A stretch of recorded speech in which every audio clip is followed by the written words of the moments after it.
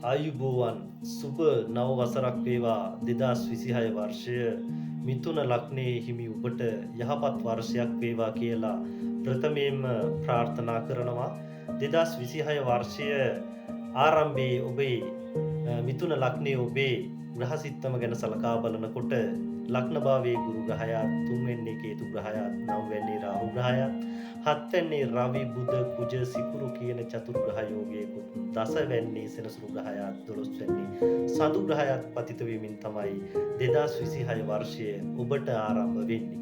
ප්‍රථමයෙන්ම කියන්නට ඕනේ මිථුන ලග්න හිමි ඔබට මේ වර්ෂය ඔබට දියුණුවට අවස්ථාව ලැබෙන වර්ෂයක්. ප්‍රථමයෙන් මේ සඳහන් කරන්නට ඕනි බුද්ධියෙන් ජයගත යුතුම වර්ෂයක් හැටියට පෙන්වලා දෙන්නට පුළුවන් 2026 වර්ෂය. ඒ වගේම තමයි ඉක්මන් තීරණ නම් ගන්නට එපා. ඔබ කතා බහ කිරීමේදී තාමත් සැලකිලිමත් වෙලා කතා කිරීම තාමත් වැදගත් වෙනවා. අපි යමු 2025 වර්ෂයට 2025 වර්ෂය ඔබ බාධක මැඩ ගනිමින් විවිධ ගැටලු වලට ඇතැම් විට මුහුණ දෙමින් තමයි කටයුතු කරන්නට යෙදුනේ.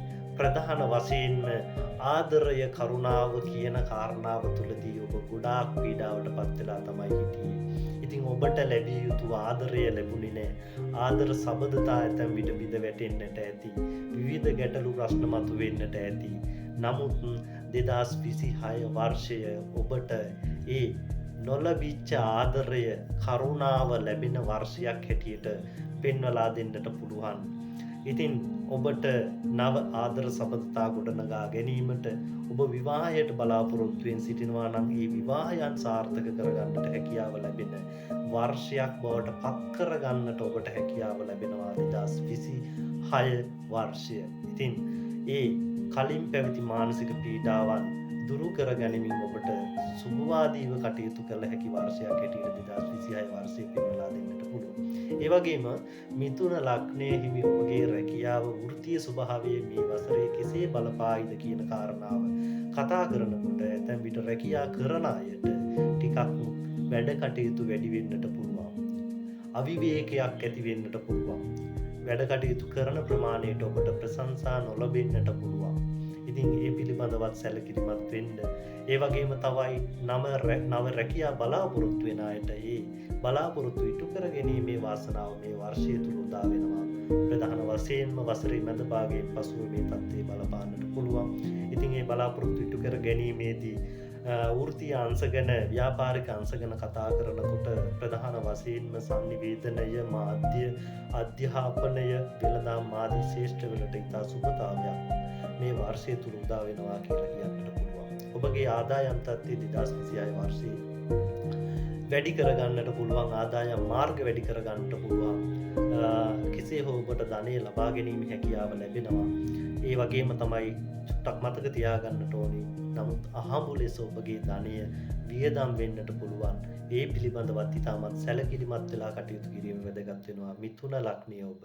මිථුන ලග්නයේ ඔබගේ අධ්‍යාපනයට මේ වර්ෂය කොහොම බලපායිද කියලා කතා කරනකොට 2026 වර්ෂය උසස් අධ්‍යාපනය ලබන්නට බලාපොරොත්තුවෙන් සිටින අයට සුබතාවයක් පෙන්වුම් කරන වර්ෂයක්.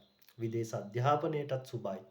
ඒ වගේම වෘත්තීය අධ්‍යාපනයට මේ වර්ෂය සුබතාවයක් පෙන්වුම් කරනවා. ඔබ කොහොමත් බුද්ධිමත් කෙනෙක්. ඔබ කොහොමත් සැලසුම් කරලා තමයි වැඩ කටයුතු කරන්නේ. ඉතින් ඒ නිසා ඔබට මේ අධ්‍යාපන කටයුතු ජය ගන්නට ඔබට හැකියාව ලැබෙනවා. ඉතින් සෞඛ්‍ය ගැන එහෙම කතා කරනකොට ඔබ තරමක් දුරට මානසික පීඩාවන්ගෙන් ඔබට ඔබේ සිත පීඩාවට පත් වෙන්නට පුළුවන්. ඒ පිළිබඳවත් සැලකිලිමත් වෙන්න. ඔබගේ සිත සුවපත් කර ගැනීමට කටයුතු කරන්න කියන කාරණාවත් මතක් කරනවා. කෙසේ හෝ 2025 වර්ෂයට වඩා 2026 වර්ෂය ඔබගේ දියුණුව සලසා ගන්න, ඔබගේ ඉදිරිය සාර්ථක කරගන්න හැකියාව ලැබෙන වර්ෂයක් හැටියට පෙන්වලා දෙන්නට පුළුවන්. සුභවාදීව ඔබ හිතන්න ඔබේ දියුණුව සාක්ෂාත් කරගන්න ඔබට අනිවාර්යයෙන්ම හැකියාව ලැබෙනවා. ඉතින් මෙය 2026 වර්ෂයේ මිථුන ලග්න හිමි ඔබගේ පොදු පලාපල විස්තරය. ඉතින් ඔබගේ ජන්ම පත්‍රයට අනුව මේ පලාපලයන් ටික ටික වෙනස් වෙන්නට පුළුවන්.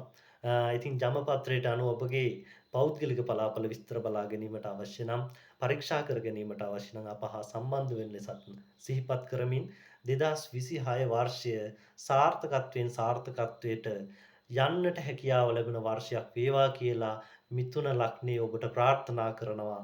සියලු දෙනාටම තෙරුවන් සරණයි.